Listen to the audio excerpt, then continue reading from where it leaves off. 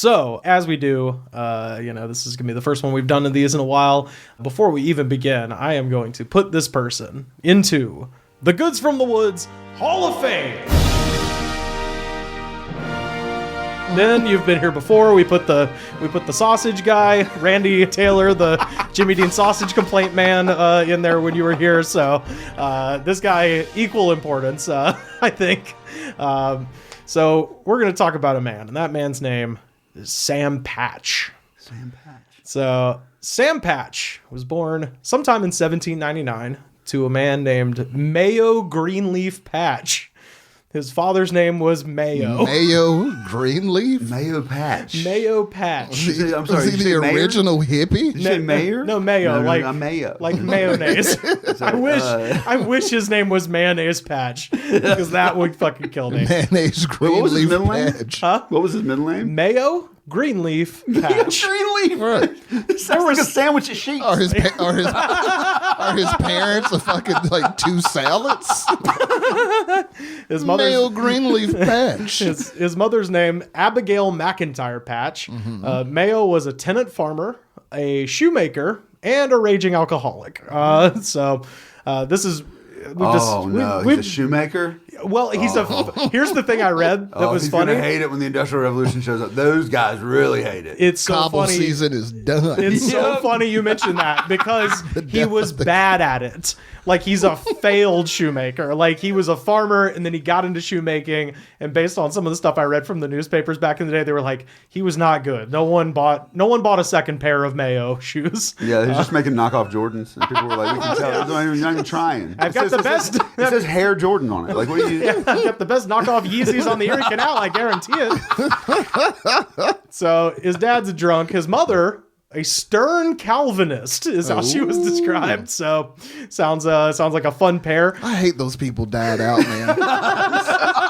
some of the greatest American stories involve Calvinism, man. Where have all the Calvinists gone? Those people were wilding the fuck out.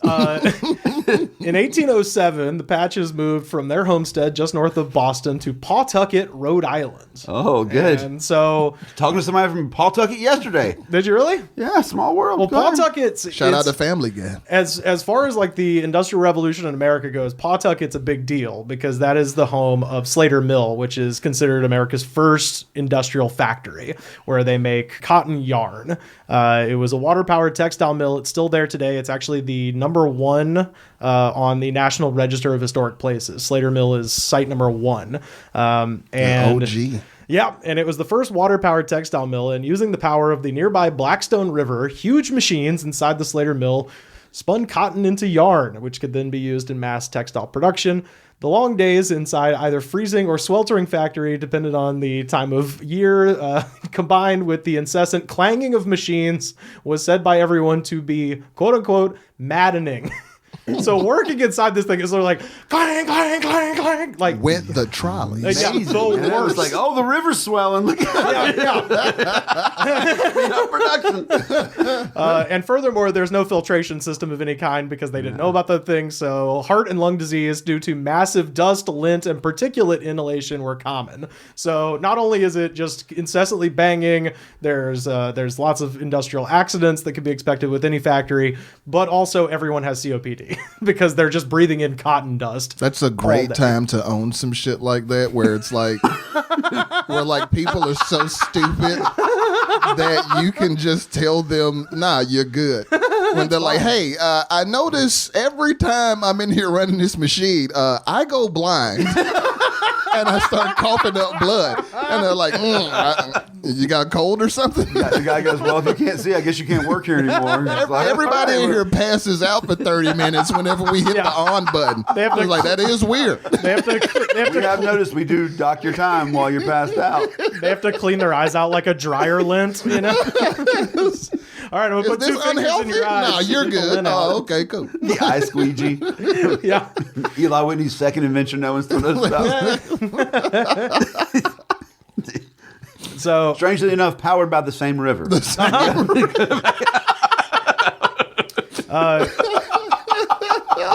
But the good thing about the Slater Mill, it wasn't just adults. The Slater Mill would also employ entire families into their operation, including children. While the older workers were known as mule spinners, and they would man the giant, complicated textile machines, children would be sent inside the nightmarish spider web of threads between the whirling belts and spinning, hulking machines to replace bobbins and repair broken threads. Older workers meeting the people who were 23. Yeah. The people who started with, literally, the people who started when they were like 6. People who were 23 are like the old men. Yeah, well, it's because like, oh, you can't fit in the smashing hole anymore, so I guess you get promoted. I feel bad for like real like short guys because it was like, sorry, we can't move you up. We still need you to replace those bobbins. Bad time to be a dwarf. Well, also I love it's like the child seat of the era, right? It's like, the kid who doesn't grow up quite as fast still has to stay in the child seat, because you have to be a certain weight. It's like, there's like the 15-year-old still working in the bobbins. Oh yeah, the kids are making fun of him, beating him up after work. Work in this factory began at 5 a.m. and did not end until 7:30 p.m. 6 days a week. And that is where Sam Patch began working in that capacity at 7 years old. So this is 1806? Yeah, at this point they moved to Pawtucket in 1807. Okay. So this is 1807. His father, meanwhile, Mayo, would go on to heroically abandon the family before eventually winding up in a prison for counterfeiting, which was also a very big running theme throughout the Heaven's Ditch book. And there are a lot of counterfeiters. One of them's name was Joseph Smith. That was what he did. Baby. And then what happened to him? My favorite. Nothing I else. love Joseph Smith so much. He's badass. I ran some Mormon missionaries out of my house one time because they came through my neighborhood. This is like 2012. And they came to the door and I was getting ready to go to work, but I was so excited. I was like, listen, guys, I really want to talk to you. I'm going to work. Please, anytime tomorrow. And we settled that, and they came. And I got them in my living room, and I served them some drinks, and we were talking. And when I just started talking about it, because I had a Mormon Bible in my bedroom, like I knew everything about Mormon. And man, when I started asking questions and talking about you, them motherfuckers ran out of that house. This is again, back to the mystery of Narado Moore, is that Narado knows things that no one expects him to know. It's like, somebody's like, hey, yeah, come in my house. It's like, they're never expecting. You've read that book more times than they have. I'm telling you, dude. Well, and it is fascinating. Like Joseph Smith is awesome. People who listen to the show know fucking grifters. That's my favorite thing to read about because, as I've said, when you read about somebody like that, you come to this fork in the road where it's like, on the one hand, shame on you for exploiting those people. On the other hand, wow, I can't believe people are that dumb to fall for your bullshit. I always support that. I think that one of my worst qualities is that I use dumb people for entertainment. I can't help myself. And I fully support grifters taking advantage of the dumbest motherfuckers alive. I fully support it, man. Although I should say, newspapers.com brought to you by the Mormons. Is that true? Yes. They're Ancestry.com? Ancestry, yes. Ancestry was set up because Mormons have to trace their heritage. And they're like, Mormons, doing research in Russia, Mormons pop up in archives because they're trying to trace heritage back. And so they just kind of put that into a system. And wow. So we're catching all these serial killers because of more. Because it's all about legacy. Well, no, we're catching all these serial killers because there's absolutely no comprehensive That's true, privacy laws surrounding DNA. And when you click the things that says for research, it goes to some dude's house in Florida. I'm not bullshitting you. Which goes back to my support of taking... if you're willing to send your goddamn DNA to just some dude... No, you guys deserve whatever happens to you after that. One guy runs this depository, it's like he's the Supreme Court.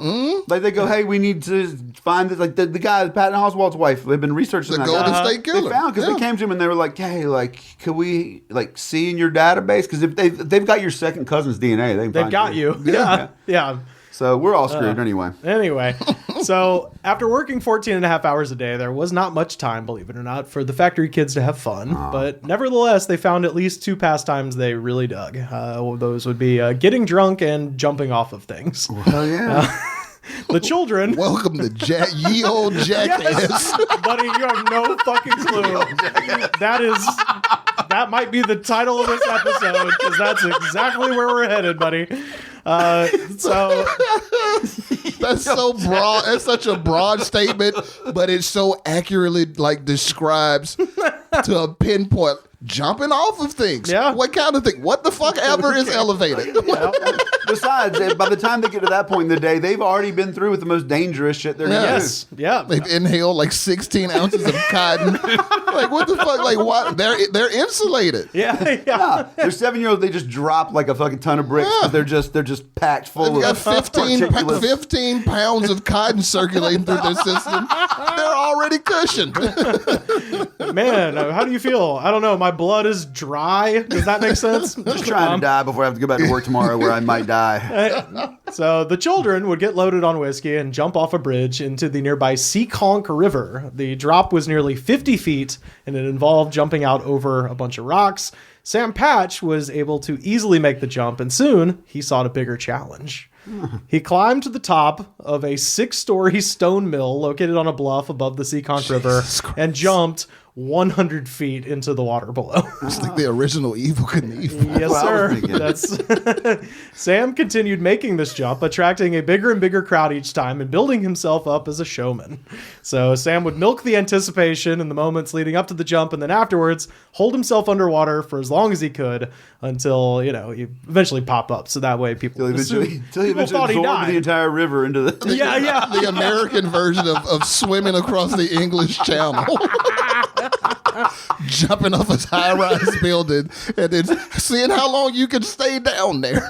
They're like, let's count how long he's under, but none of these kids got to go to school, so they didn't know how to count. The dog, he stayed down there 3 dog poops.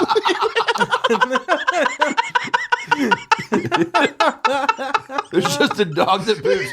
They're like, look, we can't afford a clock. We couldn't tell time anyway. This dog poops every 10 minutes on the spot. Just counting by the mounds.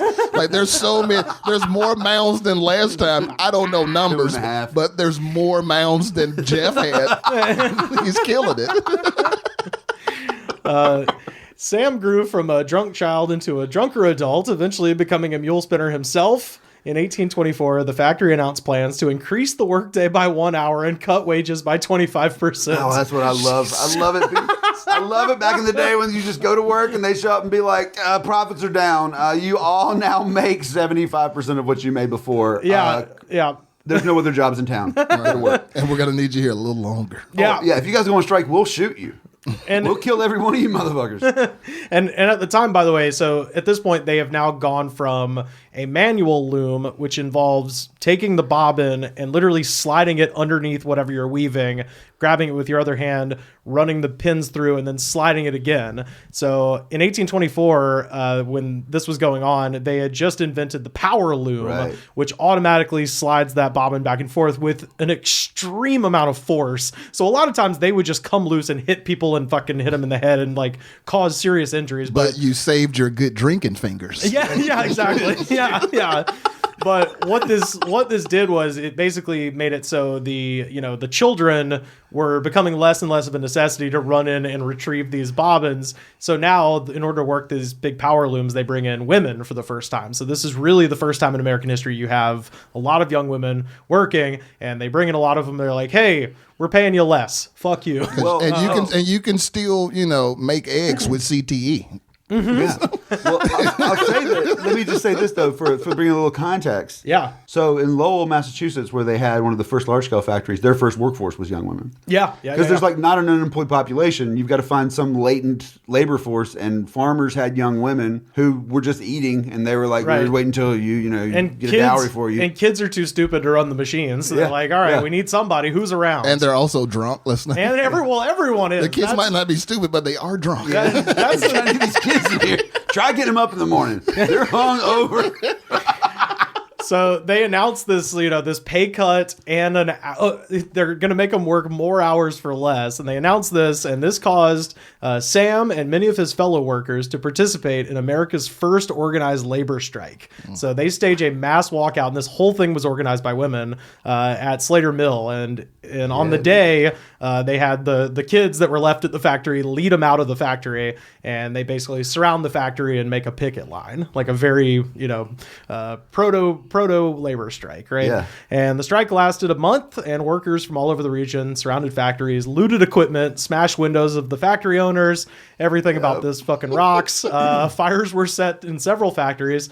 And, Sam wanted to do his part, so he got drunk and scheduled a leap over the falls to entertain everybody. Oh, that's it. I knew he was coming in with the entertainment. Of course. What are you going to watch back then? Yeah, there's nothing to do. Like the TV, no radio. Everyone has to keep in mind, as I read this story, there is literally nothing to do. This is like, holy shit, this guy's doing it. He's doing it again. We've heard about this. So You seen that guy that jumps off things? He jumps off things. He's amazing. You're not going to believe it, but he's jumping off something today. In this town. Well, it's the only place he's ever jumped off anything. I'm calling out of work. It's bizarre. You have very 20th century expectations about your entertainment, and yet I'm going to put on my finest duds. This guy's jumping off things. you were like, look, this boy was born in northern New York, and he's here. He's basically Rick Steves in the 1820s. Break out the champagne. This dude's jumping off things. It's a night out. We don't get a lot of those. So, Call the babysitter. Oh, the babysitter is the loom, but it's not working right now. So. yeah, the babysitter hits the kids. Factory's closed. It's 8 o'clock. So finally, after a month, they reach a compromise in June, and workers return to the mills. And then at that point, the owners, as you might imagine, began systematically removing any troublemakers from the strike as they could. And apparently, first and foremost on the list was the drunk guy who was really good at making a big scene and jumping off stuff. Sam Patch was fired and forced to leave Pawtucket. That's a real termination. Think you're a big deal, do you? Huh? Think Yeah. you're a big shot, huh? All right, Well, you dummy, get over here. You You're like fired. jumping off stuff? You're fired. Get the fuck out of town. You'll never work in this town. I mean, again. literally, that's what they said, and it came to You'll pass. never work in Pawtucket again. So Sam, at that point, he tried to start his own milling business. He was like, man, these bosses are terrible. I want to be the boss. So he does that. And unfortunately, that comes to a quick end because Sam, as you imagine, he was drunk all the time. And he picked for his partner, he picked a Scotsman known only to history as Kennedy, who ran off with all the money. So that's all I could find about that. There was no other Joseph P? details. Yeah. Origins of the Kennedy fortune, right there. That's guys. what I was kind of thought. I was like, Kennedy disappeared into the woods. Uh-oh. With all the money. And emerged the president. Yeah, normally, when there's a Kennedy and someone falling into a river in a story, All right. it doesn't end well. Well, Patch is lucky to be alive. yeah. Maybe he did throw him in the river. He'd been jumping into those things and holding his breath for a long time. He fooled him. Despondent and very drunk in 1826, Sam did what any despondent drunk would do. He decided to move to New Jersey. So he went to the town of Patterson. This morning, got yourself a Gun. Wait, in Patterson, New Jersey? Yeah, Papa said you'd be the chosen one. So he goes to Patterson, and there he found work as a loom supervisor at the Hamilton Mill Cotton Works. The Which loon is hopping loom at this point in history. Oh yeah, I'm about to talk about Patterson because it's fucking nuts. It's just like, you want to work at a mill, work at a loon, or do you want to be homeless? It's nothing else. There's no other jobs. And as it pertains to Patch, Hamilton Mill Cotton Works was powered by the 70-foot tall waterfalls of the Passaic River. So Greg Louganis is back. You just described something in terms of elevation in this story. Something that can be jumped off of.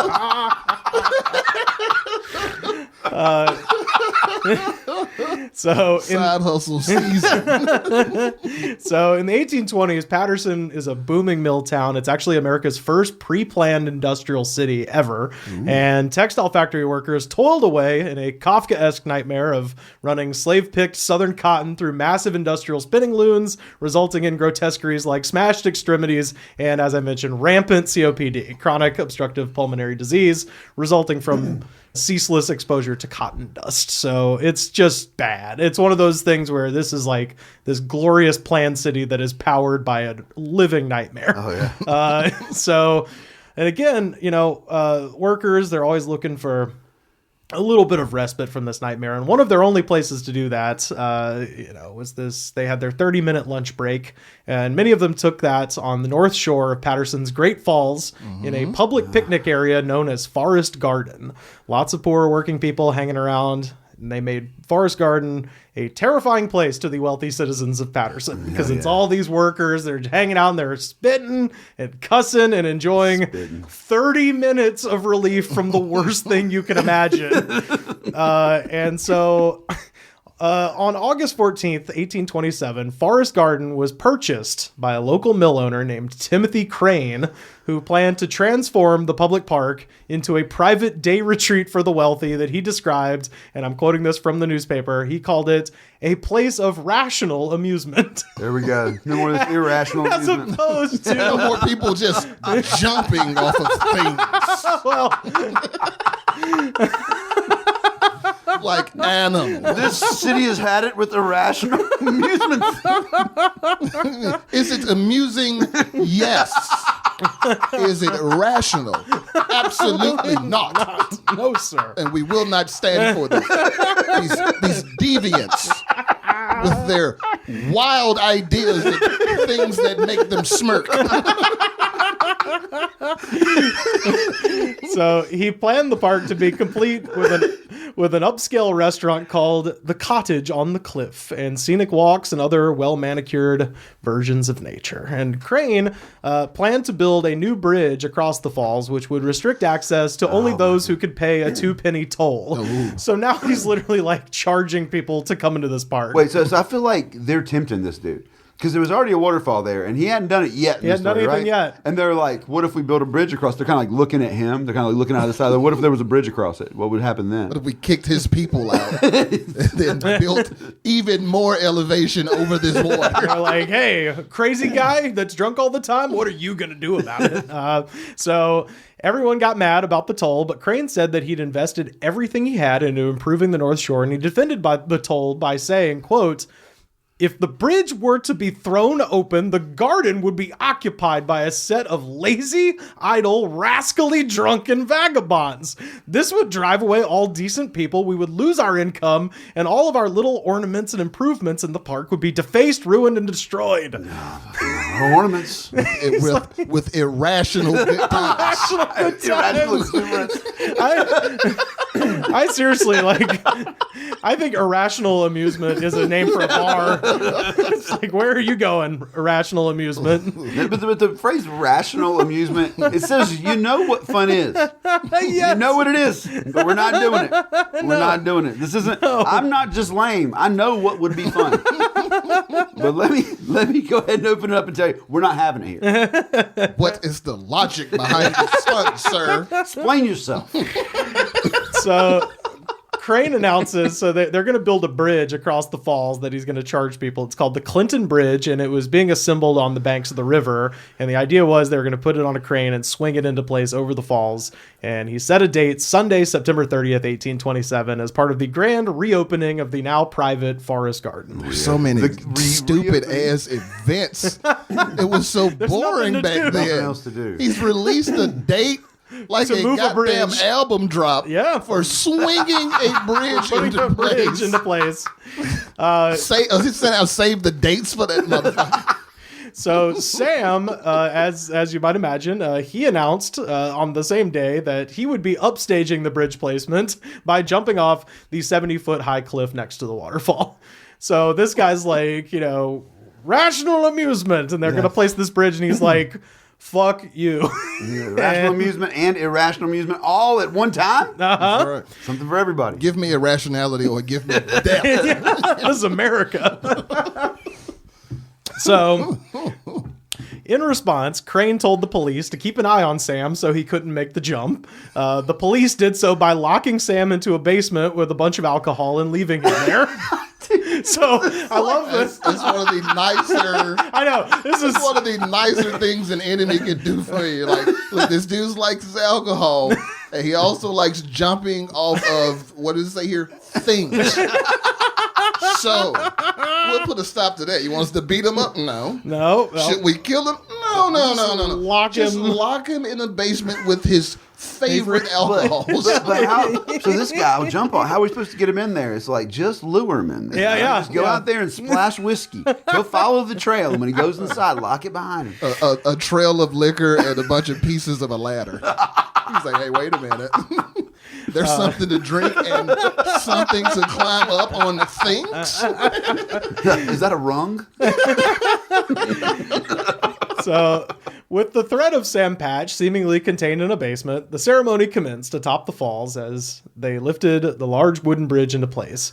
And as they're lifting it, one of the log rollers fell off the bridge and off the falls as it was placed, but otherwise it went off without a hitch. So basically, that guy stole his show. That guy stole Patch's show. Well, he plummeted 70 feet. I thought it was going to be Sam Patch appears on the swinging bridge like Michael Jackson at the 93 Super Bowl on top of the scoreboard. They're like, my God, that guy's falling off of this. No, he's not falling. He's diving. Oh, my God, it's Sam Patch, ladies and gentlemen. Patch. Undercover boss. well, so you guys... The opposite of undercover. Undercover laborer. So the small crowd of rich people on the banks near the top of the falls politely clapped as Crane stood by. Just then, the Quixotic everdrunk Sam Patch appeared on the cliff. Yes. My man busted out. Show up like Michael Jackson in Pasadena. You called it. Prophesied it. Yeah. So the workers who were gathered at the bottom of the falls exploded into applause. So this is Man of the people's champion Yes. showed up. Well, So so Undertaker running out. And yeah, this is a run-in, dude. This is like, oh my God, There's a glass breaker. CM Punk is here. Yeah. I'm gonna jump off a cliff, give me hell yeah. You want rational amusement, you better take your ass to church. Vince McMahon's only interested in rational amusement. I'm gonna drive a Zamboni up your ass. You want me to do something stupid, give me a hell yeah. Did I mention I've been in a jail cell for the past 8 hours? I mean, that's literally what happened on Monday Night Raw one time. They arrested Stone Cold at the beginning of the show, and then he came back at the end and beat up Vince McMahon. It's drunk. But it's like locking Pac-Man in a room with a power pellet. It's like when he gets that stuff in him, everything changes. Yeah. He's Popeye. Broke the bars. He's Greg Louganis, he's Evil Knievel, and he's Harry Houdini. What can this guy do? It's not rational. Like Popeye's spinach. You can't give that dude some whiskey. He's got a superpower. So he has a quote, and this was, like I said, it's the greatest thing ever, because you just read this in the newspaper that came out the next week. His quote: Timothy Crane has indeed done great things, but now I will do another. Oh, wow. At Give which the man a point nod. he stripped down to his underwear and jumped off a 70-foot tall cliff. Yeah. So Yeah. So, according to witnesses, in his descent, he jumped with his body bent and his arms slightly above his head before suddenly straightening out like an arrow before he hit the water. So He jumped up like Wolverine. yeah, dude. I know, And, it's then, like, and we'll put some of this on our Twitter so people can see it. There are like wood engravings of wow. this, and it shows his position, and Like he literally Scrimshaw? yeah, pretty. I mean, yeah, like woodblock dude. cuts like they would put in the newspaper. That's how you had to do it back then. 'cause I you want a couldn't, Scrimshaw. This dude jumping off. So, just like in Pawtucket, Sam waited as long as he could to emerge as the crowd burst into another fit of applause as he did. And at that point, Sam swam over to Crane's misplaced log roller, grabbed the rope with his teeth, and then swam it to shore. And the crowd went wild again. He had officially upstaged Crane's big day. And then Sam continued paddling around the water for about 15 minutes doing swimming technique demonstrations. So I just love that he was like, here's my backstroke. Here's my breaststroke. I want some booze. Well, you know? also, I got to say, it was a big discovery. I thought a log roller was a person earlier when you said it. No, it wasn't a I remember person. No, it was literally a log. It was a big piece of wood. I got you. Yeah, like the And he rollers they pulled put the it bridge with on. his teeth like a goddamn trained seal. Yes, yeah. And we're talking about the same year as like the rise of Andrew Jackson. Yeah, Jackson and Van Buren plotting the Democratic Party. Yes, You know what I'm exactly. saying? Going And- for what they know. Old Hickory's in the house. Right. So Exhibition is having a good year at this point, right? Yeah. Well, and meanwhile, you've got essentially like Hamilton is on top of the falls. You've got the bourgeois people who are like, we want a private park. And then you've just got like the teeming Jacksonian masses at the bottom. Like it's like this perfect little microcosm of the politics of America, pretty much then and now. So North versus South. yep, you've got this, blue collar man brazenly defying the law In his underwear. in his underwear. Yep. Jumping off shit like some Wild West outlaw. Yeah, well, and he's like upstaging this like hoity-toity party, and people, it's Stone Cold. The working people are like, yeah, fucking, I hate this guy. He's my boss. It's like when old boy from Rage Against the Machine climbed the speakers at the MTV Awards. Well, that changed the world, though. Well, what I also love is that like it's also like our modern era where it's like they're like, you see that guy? He was like, fuck the rich people. Yeah. But nothing really changed. Yeah, pretty much. Yeah. This is the origin story of slacktivism. He's like, I'm not gonna take this T-shirt off until we stop bombing people in Libya. It's like nobody gives a fuck. Like, dude, if you don't start treating us right, I'm just gonna be jumping off of shit until you give us a union. I'll be doing something slightly less dangerous than what I go into every day at work. That will, and miraculously still be alive. It's just me doing it a different way. So the guy with the bridge, Crane, he would go on to run the forest garden for several more years before losing it to debt collectors and dying alone and penniless in a wooden cabin. Today, Forest Garden is part of the Patterson Great Falls National Historic Park. So you can actually go see this. Everything's there, pretty much preserved the way it would have been back in the day. I'm going. And I know I've got family in New Jersey, so I'm like, this dude's a hero. Can we start a petition to rename it the Patch Garden? They absolutely should. Sam, it started. I'm not taking the shirt off until it's named. Don't make Patch. us start jumping off of shit. I won't eat gluten again until. You want me to strip down to my underwear and jump off this cliff? I seriously encourage people to go, like I said, I'll put these pictures up on our Twitter so people can see them, but like, it's nuts. Like when you see this waterfall, you're like, fuck that. Like I think I've jumped off something that was like 35 It's feet in tall, New Jersey. maybe. It might be the inspiration for Action Park. I mean, it kind of is. That's true. It was the first ride. So Sam would go on to do this jump at Patterson 2 more times. The next year in 1828, because Crane, he was doing a 4th of July party, and so he scheduled it to fuck up his fireworks demonstration. Which I love. So he's trying to make this man kill him, basically. Here I have spent all this money on these rational fireworks, and this man over here is going to jump off the waterfall and do my rivalry. My livery. So each time he jumped, he collected more and more donations from the crowds of onlookers. So basically, every time he would jump, he would come out and he would have a hat, and he would walk around and go, huh? Did you like it? Did you like it? And they did. At that point, Sam Patch had just become America's first professional daredevil. So he made enough money during those jumps to where he doesn't have to be a weaver anymore. So he can kind of, go out on the road here. So this is a letter to the editor of the Vermont Intelligencer from 1828. Made it all the way to Vermont. Well, this is just the reporter says this. This is talking about him and Patterson. So there were 10,000 persons assembled at Patterson to see Sam Patch leap from Passaic Falls. This is in bad taste, for although there is some tact and management in the feat, it is still unnecessarily sporting with human existence, and all such bravados should be discountenanced. Rational, scientific, and even daring exploits for rational objects may be encouraged, but what is there in a leap over a cataract of 90 feet? Danger and desperation. We remember a sleight of hand man who was exhibiting his feats in a village in this state, much to the astonishment of the audience. That man's name was Jesus. At length, he said, "Ladies and gentlemen, I have one feat yet that will astonish you." So saying, he spread a carpet on the floor, and with a pistol, he very coolly blew his brains out. Oh my God. Closer. The villagers. That's the problem. I can only do it once. The last line of this fucking kills me. So the guy shoots himself. He says, "The villagers were very much tickled, but then exceedingly grieved when they discovered that there was no sleight of hand to it." So this guy, I guess, was trying to do a pistol trick, and he actually shot himself. But the funniest part is at the end where they're like, everyone loved it. They're like, "Oh my God, that's amazing. Bill, you're the best, Bill. Bill." Oh, something's wrong with Bill. I gotta say, it was even better when I thought the dude did it on purpose. Yeah, I was like, now watch this. I thought he did it on purpose too.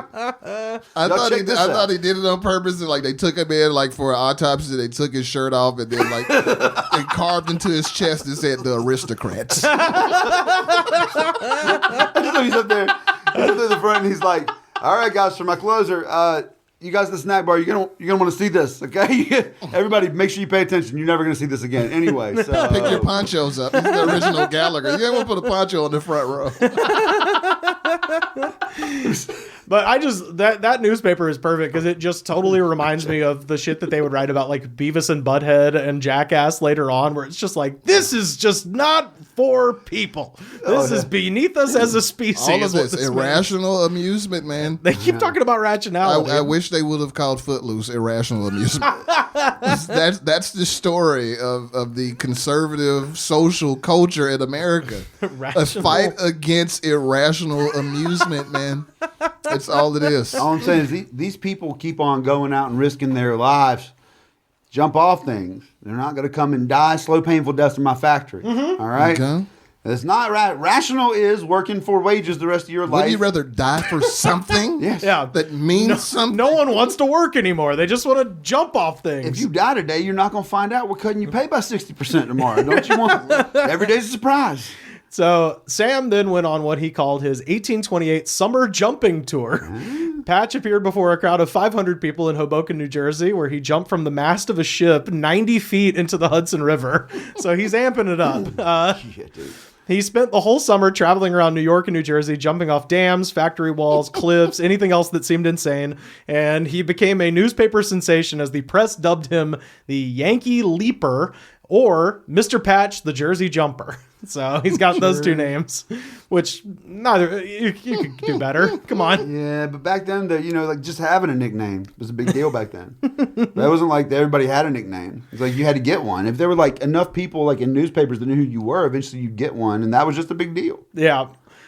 So this is from the October 27th, 1829 edition of the United States Gazette out of Philadelphia. Quote, Mr. Patch is now the paragon. The lion attends the parties of the ladies. Everyone desires to pry into his countenance to see if something extraordinary cannot be discovered. Pry into his countenance. They discover nothing, however, but a careless, good-humored fizz, fond of conviviality and good cheer. So I love that they're going up to him and being like, what are you about, man? Like, what are you really about? And he's just like, I don't know, but jump off shit. Like, they're really trying to find meaning in this, and there just isn't any. Like no one could be that irrational. Yeah. There's They're like, no way. He was the Donald Trump back then. He's like the people that are talking to Donald Trump in the third year of his presidency being like, but what is he really thinking? it's like he's not. He's not. He wants you to look at him. He wants you to look at him and do the shit he's about to do. It was also around this time that Sam coined his first catchphrase, saying to a newspaper, quote, I only wish to prove that some things can be done as well as others. And that gets repeated everywhere. Some things can be done as well as others, which is such a drunk guy trying to be profound kind of thing, where I'm just like, what? That's his you got any weed? Yeah. Be a lot cooler if you did.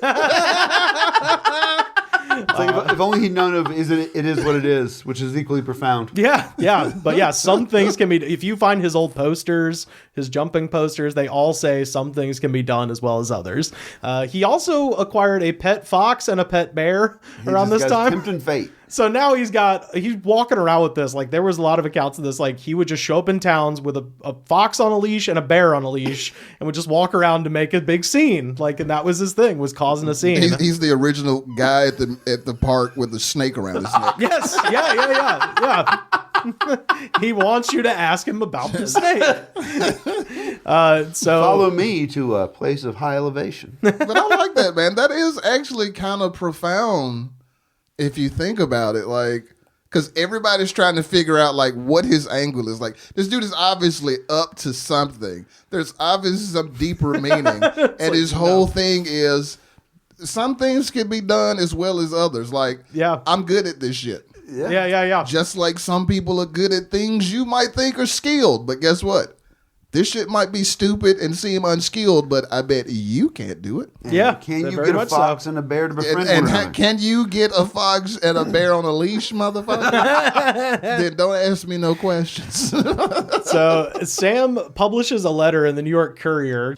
Quote, please notice in your valuable paper that I propose celebrating the anniversary of our glorious Independence Day by leaping over Little Falls in Essex County, New Jersey, which not being sufficiently deep, I have erected a stage so the clear leap will be 80 feet. So the waterfall wasn't quite high enough, so he's going to get a platform. He's nice taking try, it up. God. Yeah, exactly. Amp this up a little bit. I perceived by a notice in Alderman Ben's paper that some base person proposes that I should leap with a frog for 100 sovereigns, and I regret to perceive that the exploits of a most daring character take but an indifferent impression upon a gallant people.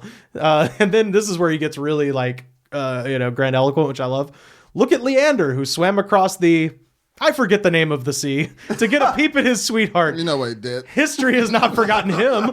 Look at Hannibal, who crossed the mountains in winter. Look at our late worthy president, Mr. Adams, who swam across the Tiber in Rome and the river at Washington City. And look at me, who have jumped over the Passaic Falls several times and have not been killed. Will history forget these exploits? Will not Noah Webster in his next dictionary notice them? Motherfucker invoked Webster's He wants dictionary. to be, and that was when Webster was alive. Dictionary defines Yeah, a fucking crazy asshole as Sam Patch. irrationality as. He's literally wanting his picture next to the definition in the dictionary, which, perfect. Every skimble or scamble thing in this country is patronized from an Italian singer, a pair of fat babies, or a dancing corpse, or an Egyptian mummy, or the dog Apollo. They can all make fortunes. And He's just burning it down. He's tearing down the aristocracy. John Quincy Adams and There's Hannibal. no monopoly on amusement, motherfuckers. I'm jumping over shit. Come watch it or don't. Or go look at some fat babies or I love that list. A pair of fat babies, a dancing corpse, an Egyptian mummy, or the dog Apollo. They can all make fortunes and visit Saratoga Springs in the summer, while I, who have done what nobody's ever done, can scarcely make a paltry $50. Someday or another, I shall take such a leap that you will hear no more of me. And thus, I'll leave the country to mourn over my loss. Pray come tomorrow and see my jump into the Little Falls, and if you can spare a bottle, throw it in the hamper. I jump best under the influence of old Madeira. Affectionately yours, Sam Patch.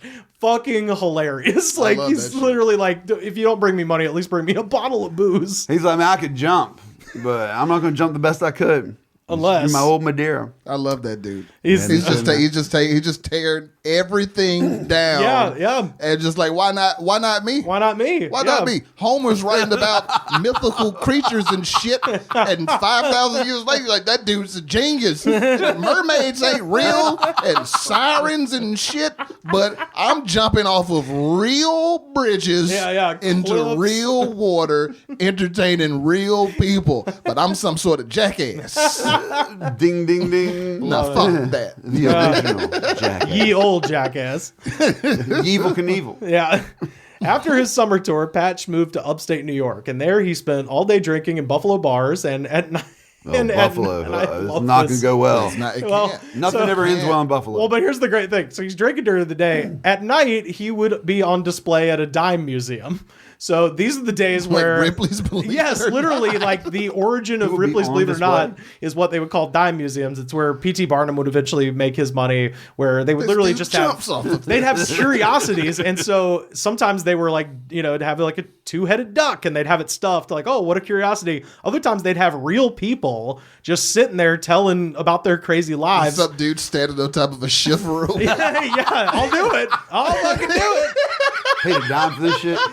He's like, what do you do? He just fucking tumbles off of a 10-foot shift rope.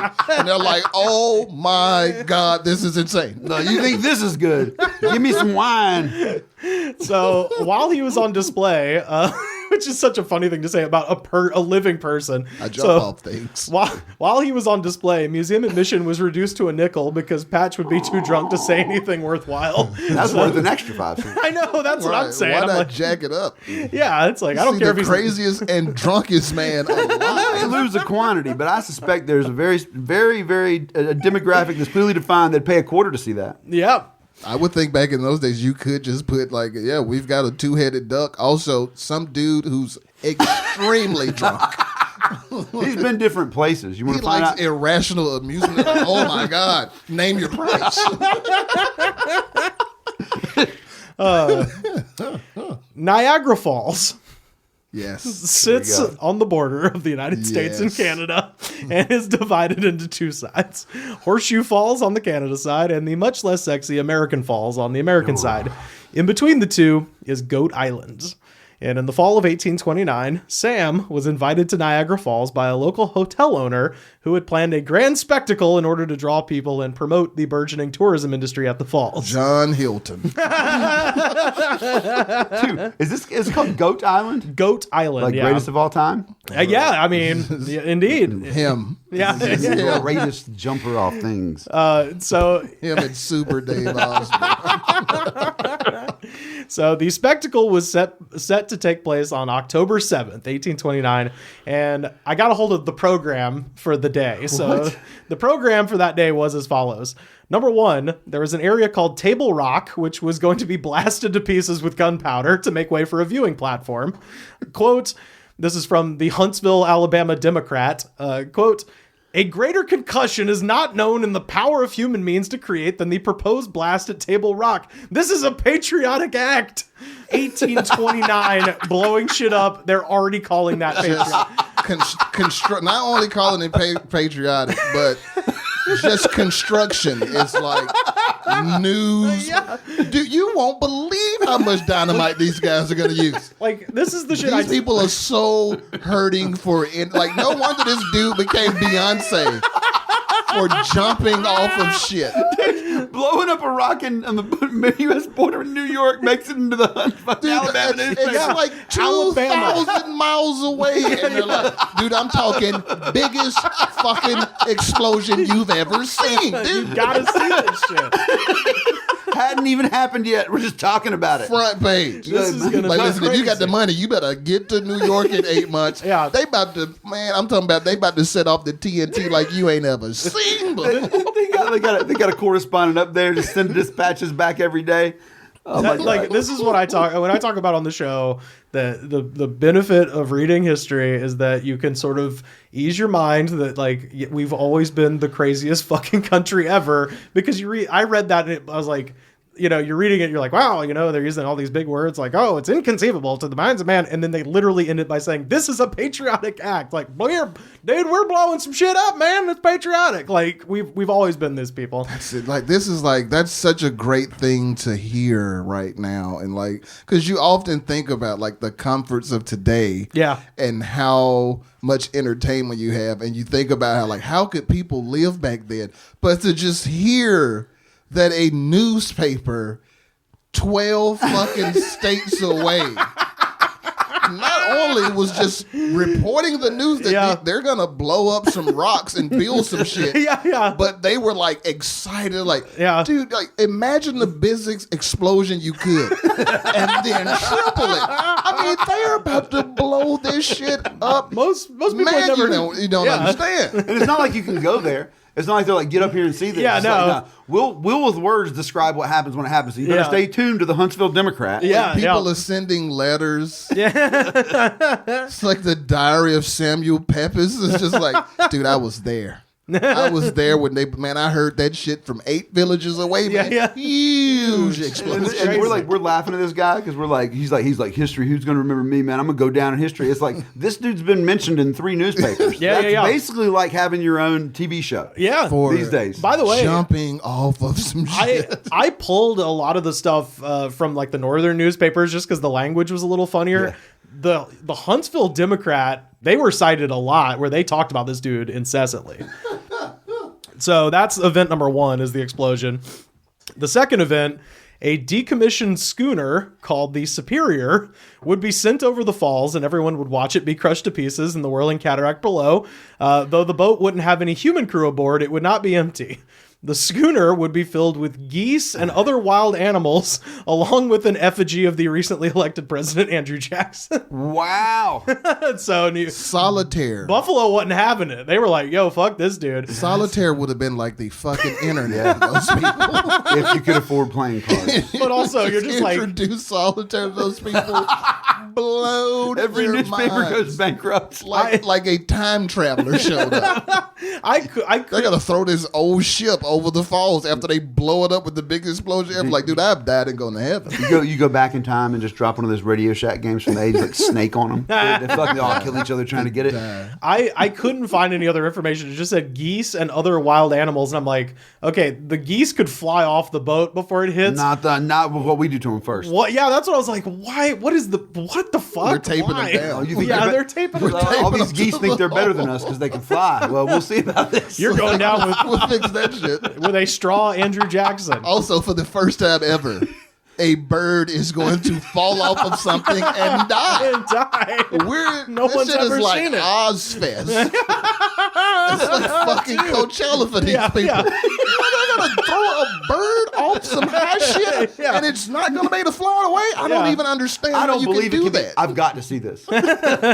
And number 3, Sam Patch would jump off of a 120-foot tall platform that extended out over Niagara Falls from Goat Island. So that's the program for the day. So birds are falling and dying. And Yeah. This guy's like, I'll show them. Yeah, exactly. So this is from historian Ruth Rosenberg Nappersteck, writing in the Rochester History Magazine. Quote, within an hour of the scheduled jump, a chain securing the ladder to the cliff wall snapped, breaking 15 feet off of the top of the ladder, and the steady morning rain had already diminished to the expected crowds, and it was slowing work on the ladder. Patch was visibly distressed. He was anxious to jump this greatest of all challenges and to build his reputation that he felt was now at stake. And so after a 4-hour delay to fix the ladder, Sam began to climb. The Colonial Advocate newspaper published a week after the event described the scene. Quote, Patch walked out, clad in all white. Oh my God. Perfect. Like an angel. Just like a fucking angel. With great deliberation, he put his hands to his side and jumped from the platform. While the boats below were on the lookout for him, he had, in 1 minute, reached the shore unnoticed and unhurt, and then was heard singing merrily on the beach. So he goes in, the boats are looking for him, and he just pops up like, Duncan, I will take They a can't ship. see him, but his voice is echoing through. Like they're just like he's transcended. He's gone into the ether. He's ascending to heaven. Yeah. Exactly. Prophet Elijah. Yeah. Patch. He then walked through the crowd with a bag to collect money. 5 days later, Sam inserted another ad into the Buffalo newspaper apologizing for a puny jump of only 85 feet and promising to jump again from a higher height of now 130 feet. So, okay. This dude is just, he's determined to fly too close to the Right. goddamn sun on wax wings. So the ladder breaks and he's like, oh, well, I promised you that I would Only do some 85 crazy feet. shit. Yeah. That's it. Meanwhile, no one else in America is jumping off of things any higher than fucking 2 feet. Yeah. He's like, I'm sorry, it was just a bullshit ass 85 feet. Yeah. Man. Well, no, this is that Twitter meme of nobody, colon, and then Sam Patch, Like, everything. These people are completely fascinated that he's jumping off something that's more than the back of a goddamn horse. Yeah. He's like, I'm so sorry to disappoint you at 85 feet. They're like, dude, my brain melted. When you came off that thing, he's like, well, next time it'll be instead of 120, I'm doing 130, baby. So he staged the jump for October 17th. This time he stood on the platform for 10 minutes, basking in the cheers of the crowd. He hugged and kissed a nearby American flag. Yeah. Yeah. There you go. Let's bring that back. It sounds very GOP. At the next Republican convention, I mean- want a daredevil. Anyone jumps off anything before hugging and kissing a flag. I hate this country. I want a Look, if a daredevil rocket to explosion could be kiss the a most flag patriotic thing in history. and do a triple backflip down into a pool 200 feet below. So he hugged and kissed an American flag, and then he jumped 130 feet in front of 10,000 people. When onlookers pulled him from the water, he was heard to shout a new catchphrase, quote, "There's no mistake in Sam Patch." So now he's got 2 catchphrases. God don't make no junk. His catchphrase is going to be my legs. I can't feel my legs. So then, once again, the United States Gazette out of Philly, the crowd said, this is what the newspaper said. The crowd said in one voice after he said there's no mistake in Sam Patch, apparently in unison go, "This is the real Sam Patch." I'm tired of all them fakers out there. Again, this is now wrestling. This is 100% give me a hell yeah. It's fucking wrestling.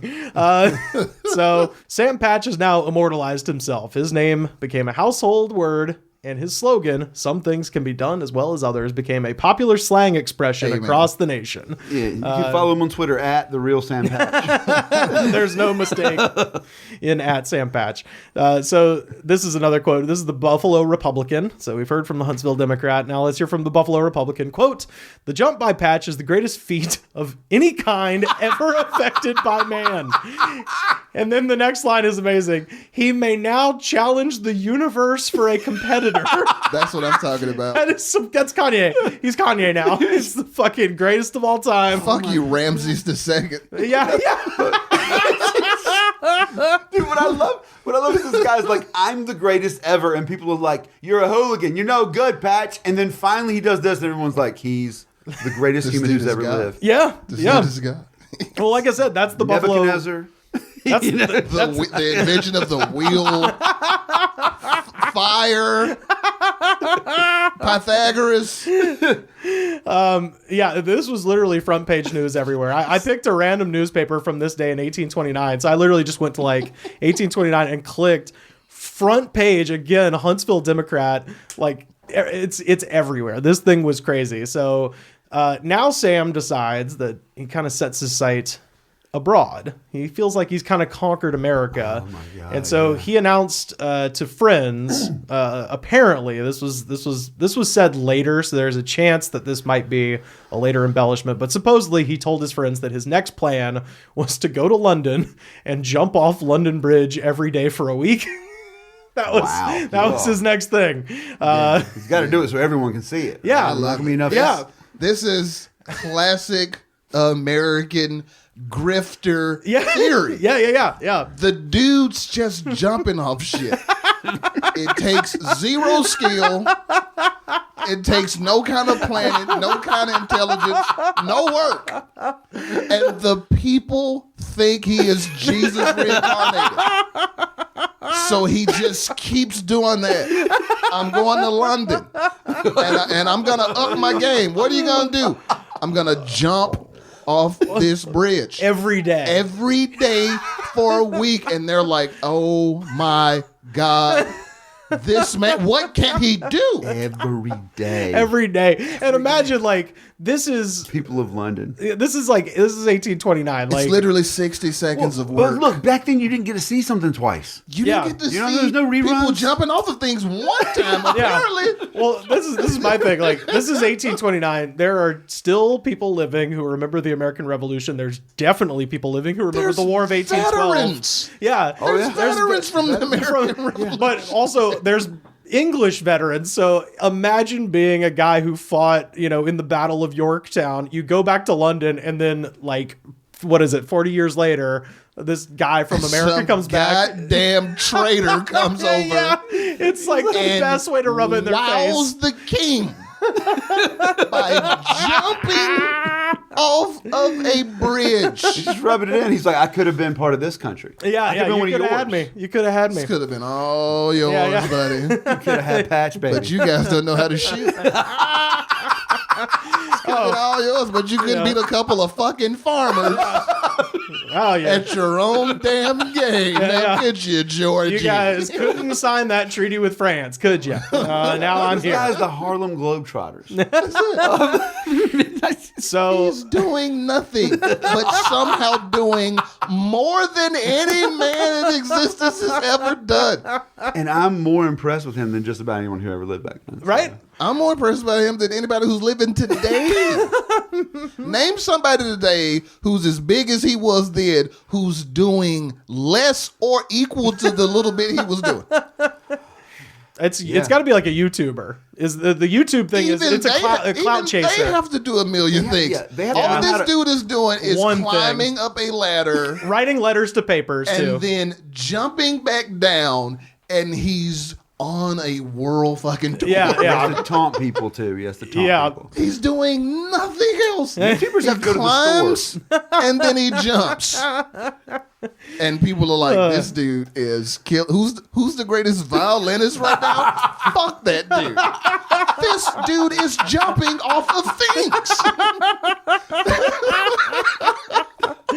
So Amazing. so he said to friends that was the plan, but he decided that before he went abroad, Sam was going to go to America's most exciting city, Rochester, New York. So Rochester is home to the 94-foot tall high falls of the Genesee River, which, believe it or not, Sam decided he was going to jump off those waterfalls. Uh-oh. I know you didn't think that's what he was going to do, but he did.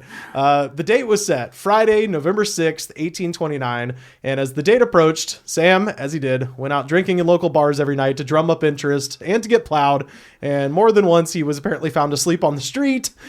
So he's got his own, way of promo, but I love it. It's the same every time. It's like, what is your mission? Make yourself a local curiosity, to drum up. His story gets even better by comparison. The dude is getting fucked up on Tuesday. Mm-hmm. And then waking up Wednesday and jumping off of things. Like evil, this is Evil Knievel too. And he is bigger than the Beatles. Yeah. Every arresting officer is just a new person to talk to one-on-one about this. Yeah.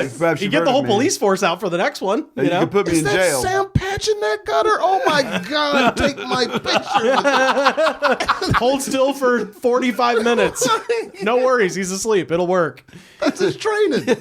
You get me in the daguerreotype. His training is getting fucked up. It is. Fucked up enough to be like, it hurts enough to be alive right now that I'm willing to maybe die. He's just getting fucked up and jumping off things. And this dude is like bigger than Michael Jackson could have ever imagined. It gives me hope. This is the greatest story never told. So on the day of the jump, 10,000 people showed up. Apparently, you just did anything and 10,000 people are there. So this is from the Vermont and Republican American from 1829. Quote, "First, a spurious Sam Patch appeared, and he was greeted by the company of 3 cheers, and he bowed to the people, examined the abyss, prepared to jump, and then coolly turned his heel and walked off." So he sent a fake Sam Patch up there to chicken out so that this is the fake Undertaker. This dude is a genius. This is wrestling, dude. This is the fake Sting. It's the fake Sting. It's NWO This Sting. dude is a goddamn genius. He sets up a fake Sam who then chickens out, and then the real Sam appeared and, quote, "there was no mistake." So he worked the damn catchphrase into the gimmick. Fucking incredible. Once again, Michael Jackson, Super Bowl 93, appearing on scoreboards around the stadium, and then the real one pops out of the center of the stage and just stands there for 10 minutes while people scream his name. This is the real Slim Shady. This dude is so I'm so jealous right now, man. We're not even close. We've been trying to use words to make people laugh. We've been exposing so much talent amongst ourselves. Mm-hmm. All 3 of us have our own podcast. Yep. All 3 of us are stand-up comedians. We write, we perform, we do sketches, we create things. Yeah. We do so much shit. But have you ever just thought in your pursuit of making it, have you ever thought to just jump off of things? So this is a quote from a newspaper printer who witnessed the jump. Quote, "Sam Patch, with a gay handkerchief twisted around his head and in shirt and trouser, bowed to all the spectators and leapt clear of the rock, spread his arm, holding his feet together and bending backward. He fell rapidly into the water, which he struck feet foremost, having suddenly thrown his arms down close to his body just before impact. He reappeared on the surface of the river below, and he gaily pushed away the boat that was ready to take him." So now it's James Brown dying on stage, and then Bobby Bird coming out there with the blanket to bury him, and he waves it off. No, I'm still alive. I'm still the Godfather of Soul. It's fucking amazing. This is here's a quote from Nashville. So this is from old newspapers have the best names. The National Banner and Nashville Whig. So quote, "After a freak or two, he swam to shore and was received with exultation by the crowd below the falls, where he was met by his wardrobe, a plain sailor's jacket, trousers, and the great essential bottle of St. Croix," which I looked up. I believe that's rum. So he goes and gets his things. And it's named after an island. It's got to be rum in those days. Yep. So this is the same newspaper. Quote, "Afterwards, he threw a bear, which he bought in Buffalo, over the falls."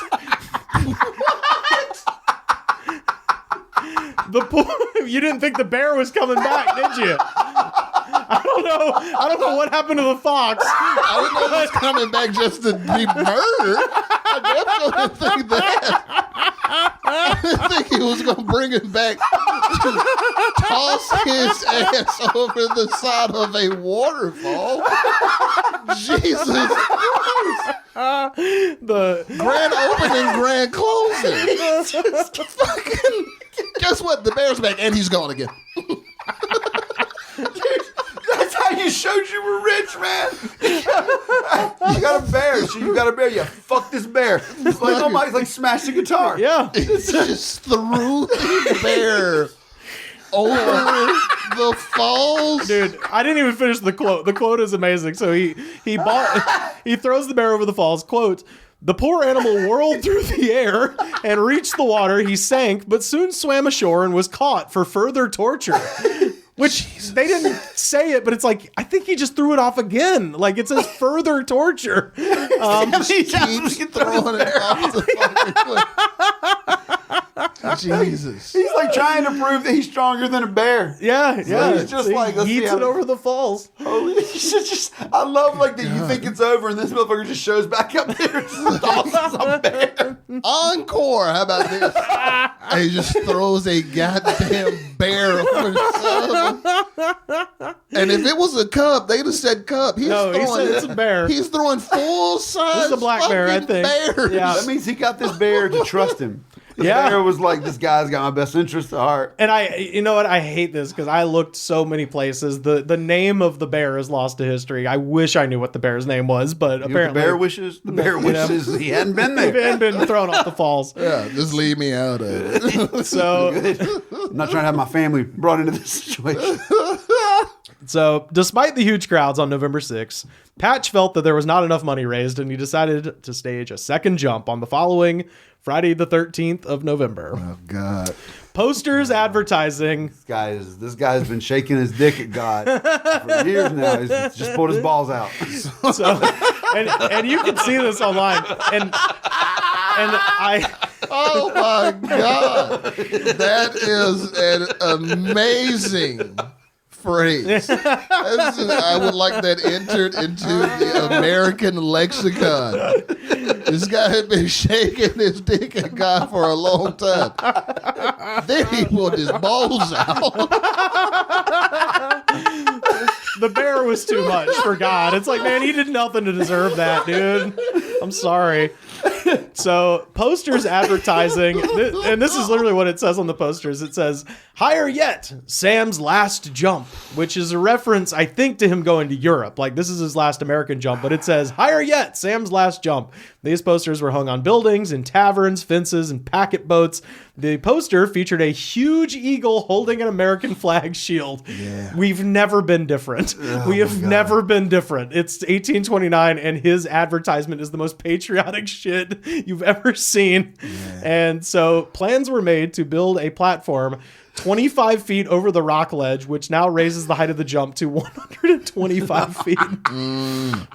So on the day of, unsurprisingly, Sam drank all morning, and then he made his way to the falls. He downed one more glass of brandy.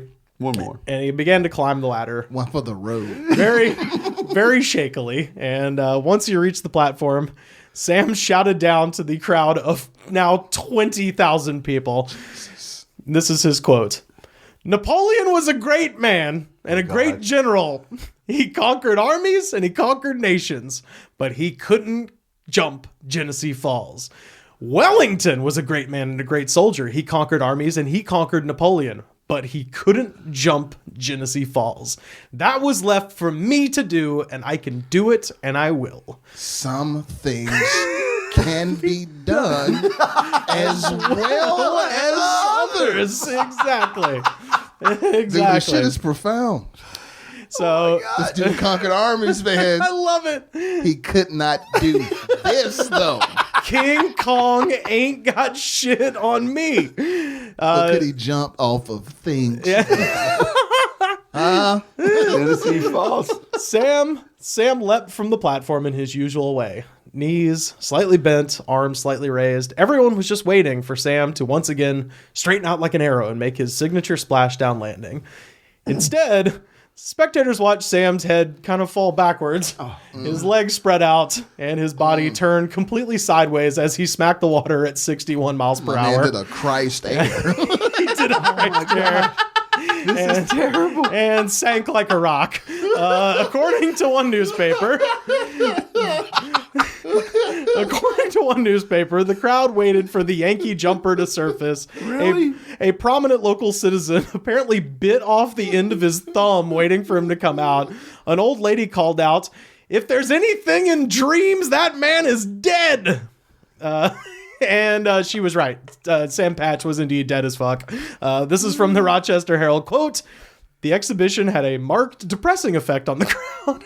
It's like, yeah, I bet. I believed anything was possible. In less than 5 minutes, almost everyone had fled from the locality, silent, somber, and melancholy. So again, fucking American attention span, hilarious. 5 minutes, they were like, oh, okay. And then they just left. Like, sad. Let's go get drunk and get ready for work tomorrow. Yeah. So this is Ruth. This is historian Ruth Rosenberg, Nappersteck again from the Rochester History Magazine. Quote, "All day and into the evening, boats slowly moved across the water seeking any sign of Patch. Their lighted torches cast an eerie light over the water, but Patch was nowhere to be seen. No one knows for certain what became of the bear." I love that it's like that's in there. They eloped. In case you were wondering. They ran off. They rode off into the sunset together. Travelers reported seeing the bear at various taverns. Oh my God. At taverns? The bear's like, with Patch dead, I'm the motherfucking number one. He's the new Sam Patch. He's getting fucked up and is about to start jumping off of things. So, you all are about to find out about a thing I didn't know about until I read this. So this is the last line of that quote. One account claimed that John Sears, the barber, made bear grease hair cream from him. So apparently a barber was like, well, you won't be needing that bear no more for the jumping. So I'm going to make some bear hair grease. Like when a pimp sees a hooker out. He's just like strolls up to her and like, who you with? Nobody. Oh, well. How you doing? I'm Sweet Todd. Hey, don't I recognize you? Man, what you doing out here hanging out in a place like this all alone? Didn't I see you in Buffalo? I see you with Sam Patch. I heard he was dead. It's a shame, really. You a free agent. Let's make both of us a lot of money. You want to see my shed? No. Look, I realize you've been hurt before. Yeah. I'm not going to throw you off of anything. I ain't never climbed up to the top of no waterfall. You ain't got to worry about me throwing you off of nothing. Taking you last fall, man. So in the months that followed, the Sam Patch truther movement got going in earnest. Some people suspected that he'd hidden behind a waterfall until everyone left and that he'd escape. There were letters from fake Sam Patches printed in newspapers everywhere. How did they know they were fake Sam Patch? I know. People claiming to be Sam Patch popped up all over New York. Someone in Rochester was so sure that Sam was alive, he placed a $100 bet that Sam would reappear to tell his tale at Ackerley's Eagle Bar in Rochester on January 1st, 1830. JFK's coming back, guys. Let's go to the grassy knoll. They must have just opened that bar in November, and it was already taken. They said, we gotta fucking... Dude, like in 3 months, and we're dead in the war. We got to do something. No, wait. I gotta say this. All right. So when you described him falling, I was like, well, it sounds like he must have had a heart attack or something because it doesn't sound like he was in control of himself. But honestly, it makes sense to me now because the way that you described it from the newspaper, it sounds like. And you know when you watch like a low rate show, and like somebody gets falls off of something, and they just throw a dummy. Well, and he'd already had and a the fake head falls back, and the arms flail around. Well, and the last show he had a fake Sam Patch, so he's set this like Andy Kaufman shit up for himself. Sunk a dummy down to the bottom of the river. He threw a bear off. He had a fake Sam. Like there's there's not nothing to it. He threw a crude dummy made out of bricks. Yeah. It sank to the bottom. There was no damn forensic divers back then. Yeah, that dude's just just down there. Yeah. They weren't going to look for you. They had to be at work tomorrow. Yeah. This is a Friday. Yeah. Sam Patch. That's the day we all get paid less. He did he did like Batman. He pulled the fucking Batman. So The Dark Knight Rises. He fucking faked this. He was the hero that Rochester deserved. Not the one they needed. He was the hero they needed, not the one they deserved. So he faked this. He faked like he was being hunted at the DA and slipped off to Italy with all his money. That's right. Just like Bruce Wayne. He threw a dummy to the bottom of the river and ran off with his bear to fucking Italy. So New Year's Day, 1830 came and went. Still no Sam. Still no body. And that bar subsequently closed. Yeah. Yeah. You did what with all of our money? You did. We had $100. We saw his head hit the water at 60 miles an hour. He's not. So St. Patrick's Day. I've got a $96.83 bounty. St. Patrick's Day, 1830. 7 miles downstream from High Falls near the mouth of the Genesee River in Charlotte, New York, a farmhand named Silas Hudson, great name, was using an axe to break up ice on top of the river for his horses to have a drink. When suddenly the hairless frozen body of Sam Patch popped to the surface. So now it's a fucking horror movie. A guy's like, all right, little horsies. The original Friday the 13th. Yeah, dude. Yeah. He'd been in the water so long he had no hair. And he's just like, comes popping out of the ice. Sam's signature handkerchief was still tied around his waist. So that's how they ID'd the body, because he was wearing what he was wearing. From the March 19th edition of the Rochester Daily Advertiser and Telegraph, quote, "We learn that none of the bones are broken, and the face is not so greatly injured as to prevent recognition. A cut on the forehead is the only one found on the body. What is more surprising is that in the 7 miles between the falls and the mouth of the river, there are several waterfalls, those at Carthage being 104 feet, at which it might be supposed the corpse would have been dashed to pieces." That's nothing to him. No, that's not. Even in death. Even in death. Nothing to 104 this feet water. master Of waterfall. of jumping off of things. Even in death. It's called muscle memory. I love that it's just like this disaster. He's just going over these huge rocks and falls, and he's dead as fuck, but just nothing. Like, Death, his body knows. His body knows how to deal yeah, with he was used to it. Sam Patch was buried not far from where he was found in the northwest corner of the Charlotte Cemetery, I'm where glad it is grave. where it remains to this day. The original grave was marked by a crude pine board that stated simply, "Sam Patch, such is fame." We're going to this grave. We're This going. man deserves. Yeah. We're going to this grave and we're playing this episode of the podcast for my man. Yeah.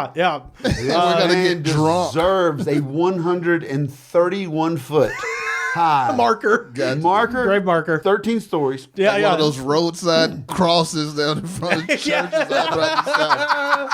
And we're going to climb to the top of it and we're going to fucking jump off of it. Throw a bear off of it.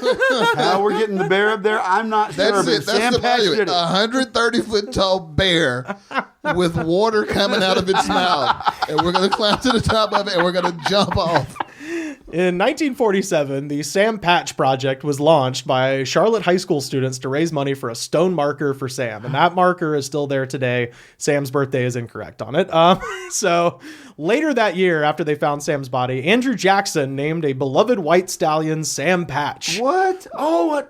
I knew this. Did you know this? Yes. I've heard of that horse. I didn't know that. That's who Oh he's my named God. for. That's my favorite president. That was I like- did not know he That was like named one of his favorite horses. Yeah. right? That was Like, his favorite horse. yeah. He was a national hero. You know who loved Sam Patch? Fucking Jackson's This is people. insane. The Of Democrats. course he did. Yep. Oh my God. And to this day in Rochester, you can take tours of the Genesee River in a boat called Sam Patch.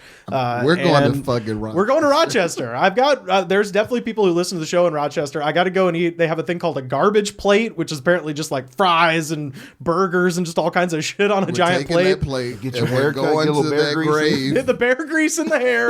We're doing the whole Bear Rochester grease in your hair, experience. bottle of St. Croix, Yeah, Rome. Picnic on Sam Patch's grave. Yes. And we're going to listen to this episode of the podcast, and then we're going to jump off his We're tombstone. going to kill ourselves. Sit there and play this entire an hour and a half. This whole thing. Everyone wrote a poem about Sam Patch. Nathaniel Hawthorne, Herman Melville, later William Carlos Williams, they all wrote poems about Sam. Heavy hitters. 2 plays about Sam toured the United States for years. The drama Sam Patch or the Daring Yankee had its New York debut in 1837 and starred popular comedic actor of the day, Danforth Marble, which I really included that just because the name is amazing. And later, another guy called... So this was like a comedic play. It was like a comedy. And so Danforth Marble was the first guy to play Sam. The next guy, I found this in a couple of newspapers. His name was Yankee Locke, the distinguished Yankee comedian. So, Oh, wow. The Jeff Foxworthy of his day. yeah. If you jump off a waterfall, you might be a Yankee. Ye might be a Yankee if...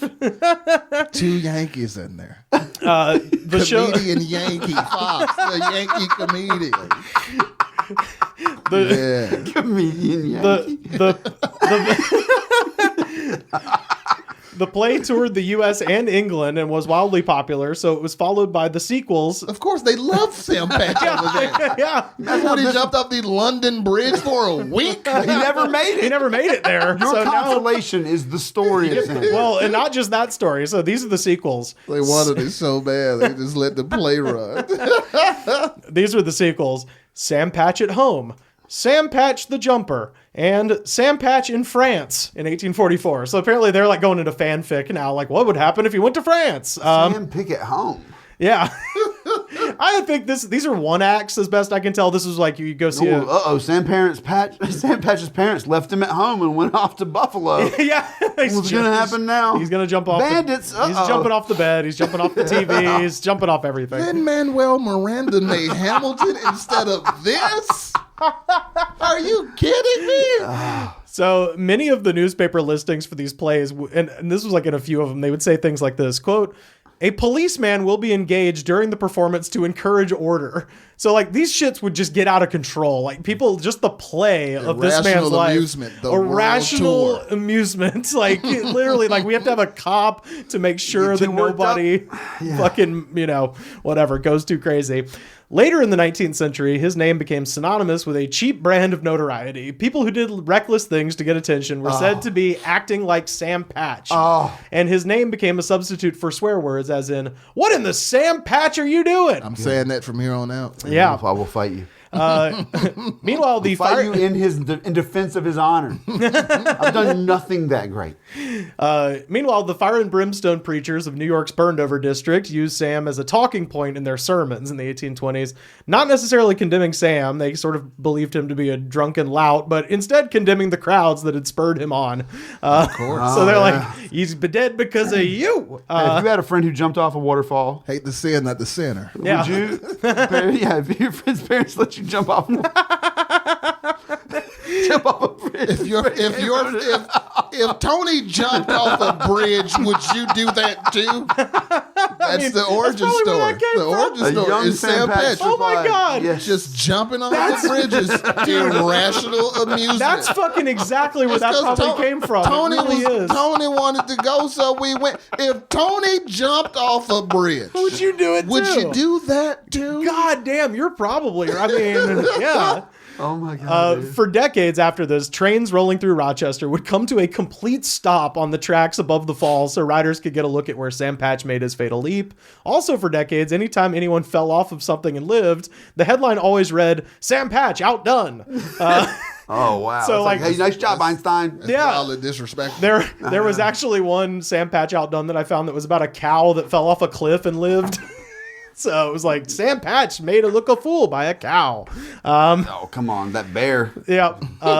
More like it. So Patch obviously had many imitators afterwards throughout history. Tommy Burns, a diver from Liverpool, England, died in 1897 when he got drunk before diving off Reel Pier in Wales. Amateur hour. And there actually is... You going to Wales? That's it? You've been thrown out of the major circuit? You work in the Wales circuit, huh? There's a photo of this, by the way. Some things can be done as well. Not anybody can just get drunk and jump off of things. That man was skilled.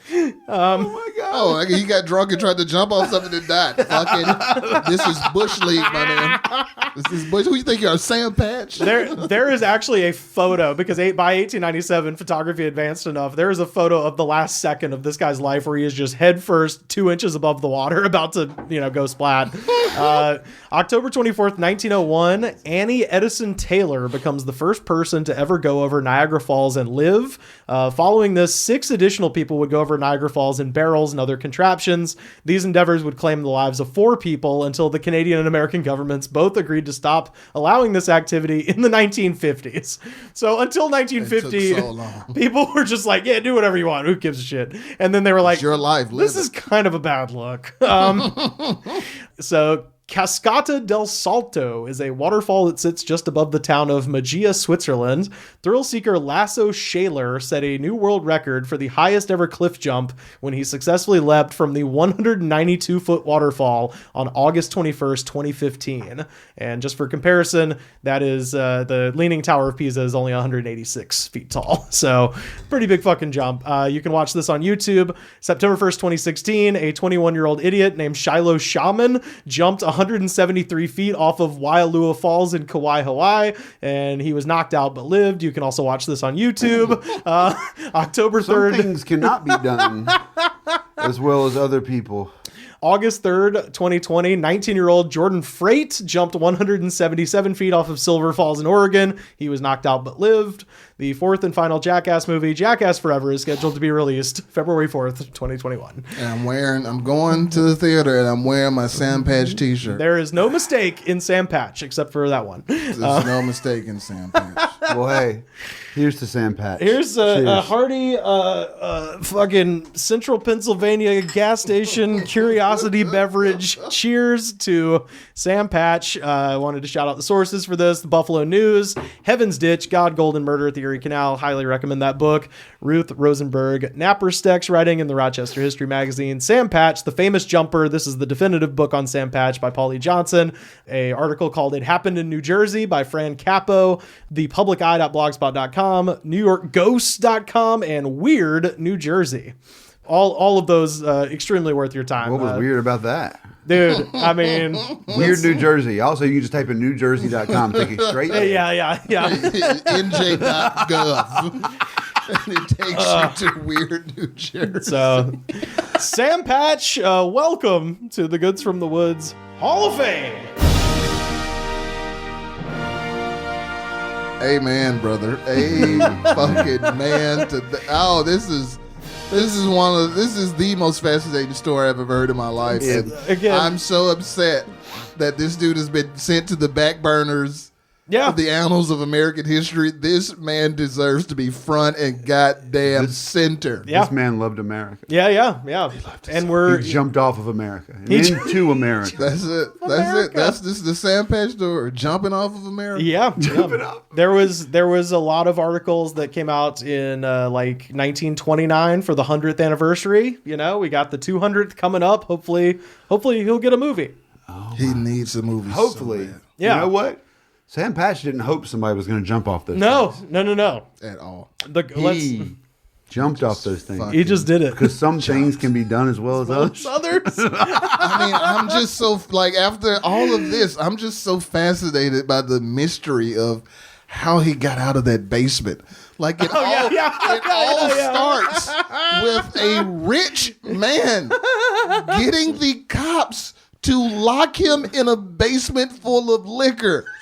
And it ends with the first step in the journey that goes around the globe and reaches hundreds of years into the future. They lock that dude away to keep him from jumping off of things. Yep. And he got out. and And appeared. nobody knows how. Yeah. But him. Yeah. But he got out. I think someone let him out. It has to be. Someone let him out. Hey, Rivers. He was the original Jack Sparrow. Yeah. Nobody knows how he got off that island, man. Yeah. Rivers. That dude kept getting out of that He got the basement, bear to bring him the key. and he jumped Someone let him out would be the rational conclusion. Yeah, that's right. Yeah. We're all about irrational entertainment. It's all here. about irrational But this amusement story here, is buddy. not a rational one. No, We know. No.